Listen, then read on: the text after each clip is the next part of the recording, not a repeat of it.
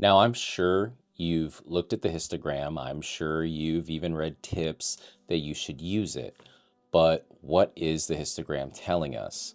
You might actually be ignoring useful and powerful information that you can be using to inform your editing choices and your creative process. Now, maybe you're a mega smarty pants and you know everything there is to know about the histogram and rock and roll. This video probably isn't for you, but I've gotten a lot of messages this week asking me about the histogram and kind of what's going on. So I wanted to release an updated video breaking it down step by step so that number one, we can understand what the histogram is and what it's telling us.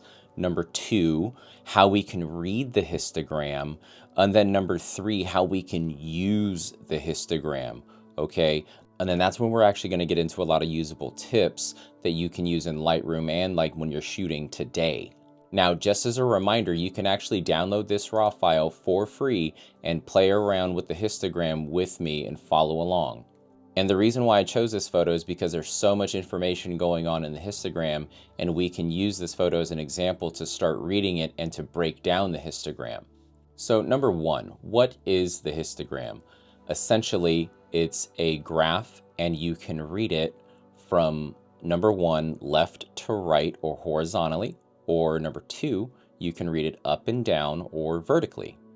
And whether you're reading it from left to right or whether you're reading it up and down, it's kind of telling us two different things, or it's answering two different questions. So first of all, when you're reading the histogram from left to right, you're answering the question, which part of the exposure brightness am I looking at? And then number two, when you're looking at these peaks and valleys vertically, you're basically answering the question, how many pixels are in that brightness range of your exposure? Another way to think about it is from left to right, we have our darkest, darkest, darkest part, and then all the way to the right, we have our brightest, brightest, brightest part. And then up and down is just telling us how many pixels are in that section. If you have really, really high peaks, that means there's lots of pixels in that brightness section of your exposure. If you have really low valleys, then you have a small amount of pixels in that brightness section. Now, why is that even important to know, or even helpful to know? It's helpful because a lot of folks are using all kinds of different monitors to edit, whether you're using a phone, whether you're using an iPad, a computer, an external monitor, an iMac, what have you, right? And every single display looks a tiny bit different. What's really, really nice about the histogram is it's actually giving us a really objective read on what Lightroom is seeing in terms of the actual pixels represented in your edit. Meaning I can turn the brightness down on my monitor and the histogram isn't going to change. So the histogram is pretty nice to understand, especially if you're unsure about your edits.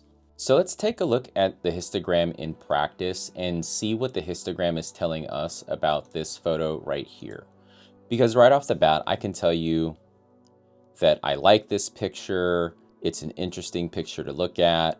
There's a lot going on with the perspective, but there are some technicalities that the histogram is trying to inform us about that can help us in our edit. So first of all the way in the top right-hand corner, and you can see as I move my cursor over it, there's an alert right here that's letting me know that I've clipped some of my highlights, meaning those areas that are being highlighted, when I move my cursor over this alert, all of those highlighted pixels are 100% white, which could be a desirable effect in some scenarios, but in this scenario, that's not exactly what I'm going for. I want to retain a little bit of detail in the sky. And if you're editing really fast and you're just going through a lot of photos really quickly, you can always check your highlights on your keyboard by pressing J. That'll actually activate that alert right there. So I'll press J again and turn that off. So what can we even do with that information? Well, now that we know that our highlights are a little bit clipped, we can go over to the highlights slider on the basic panel and we can click and drag and bring our highlights down. But as we do that, I want you to watch the histogram, okay? It's going to start shifting, right? As I move it to the left, it's shifting, and then all of a sudden that flag turned off. So I'm gonna let go of the highlights slider. And now if I go up to the top right-hand corner and go to that alert, there's no more alert. The highlights aren't clipped anymore. And if I undo that, you'll see the histogram is back to the way it was. And here's a pretty cool trick that you can use the histogram for too, because I already know that my highlights are clipped. I can click and drag this way to the left, bring everything back into detail. And now my highlights are no longer clipped. I have no more clipped highlights. And so the equal opposite is actually true too with the blacks and the shadows, just like with the whites and the highlights.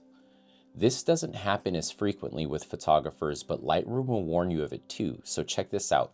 Let's say I shot this 2 stops too dark. So I'm going to reduce this by 2 stops, and you can see the histogram has dramatically changed again. Now you can see, if we go all the way to the left, our peaks and valleys are only peaks.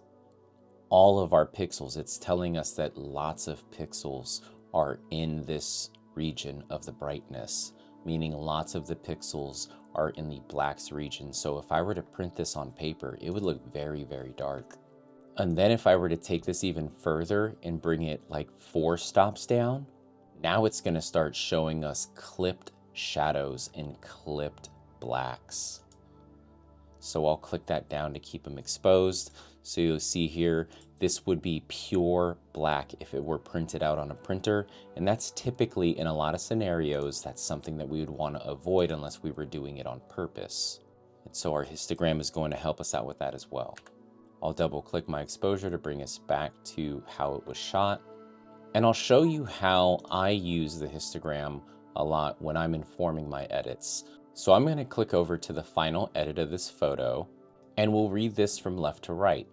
So we start here on our blacks, and we can see that we do have some peaks. And if we check our alert, we can see that we don't have any clipping. Now in this scenario, this is exactly what I'm going for, because we're doing a dark and moody edit, and we've been using the JY Pop signature presets to start this edit. And here's what it looked like with just 1 click. Then as we go to the right into our shadows region, we can see the histogram kind of make this downward curve. Our midtones make up the least amount of the edit. As you can see, the downward curve continues to slope down and then slightly curve up as we move right to the highlights. And we do have a couple of peaks in our highlight section. And then I have, on this edit, the whites region of the edit completely removed. And I did that using the tone curve. Let me know if you want a tone curve breakdown, because I haven't done an updated tone curve video in a while either. Now here's how I like to use this in my edit, because I like to edit dark and moody. You know how we roll here. But I really only like to edit dark and moody as it relates to really the environment. When it relates to the subject at hand or the person that I'm taking photographs of, I want to make sure that their skin is still nice and bright, still well exposed, so that when this photo does go to print, the skin will still have a natural looking illumination. Now here's what I do. I actually click on my crop tool and I click and drag a section over my subject's face, and I crop and I bring it right over the face, right? Boom, right there. And I press enter. And now here's what I'm gonna notice. Bam! Our model's face skin is right in the middle of the midtones. This is exactly what we want. That's gonna look really good in print. So I'm gonna undo all those crops, and you can see, even though that this is like quote unquote dark and moody, if this printed on paper, this would look great. And I was able to confirm that just by using the histogram. That's a super powerful tool. Now let's go back to the straight out of camera image, and let's talk about how you can use the histogram when you're using your camera shooting. Because if you're shooting and your histogram is showing you that you have clipped highlights, that's a really bad sign. For your shooting settings, you might need to lower your exposure. Sometimes your ambient light can be a little bit confusing because it might look a little bit darker to you than it is in real life, or vice versa. And so by using your histogram in the camera, you can get a good read on what the camera is trying to communicate to you in terms of the exposure values of what it's seeing. And so you can control and take more control over the camera in your creative process by understanding the histogram and what it's trying to tell you in real time. So remember, number one, the histogram is telling us from left to right which part of the exposure brightness that we're looking at. And we start from the darkest part all the way to the brightest part from left to right, and then up and down vertically. It's telling us with these peaks and these valleys how many pixels are making up that section of the brightness of the exposure. So we go to blacks, and then we're saying how many, and we're going to shadows, and we're going to how many, and then we're going to the midtones, and we're saying how many, so on and so forth. And that's also reflected in your tone curve, and that's also reflected in the histogram in your camera. Well, shoot, did you learn anything? What do you want to see next in Lightroom, all right? Talk to me. I'm excited to keep the conversation going, and I'm really excited to see if you edit this photo. I want to see where you take this edit, okay? All right, well, I'm James Young with jamesyoungphotography.com, and this is... Teach me how to Lightroom, yes indeed. Perfect balance every need. Cross the lines that lead. Gallery vibes, art to feed. Grain adding texture, old school style. Frames on fire, photo file. Split tone and shadows, highlight gold. Transform raw, a story told.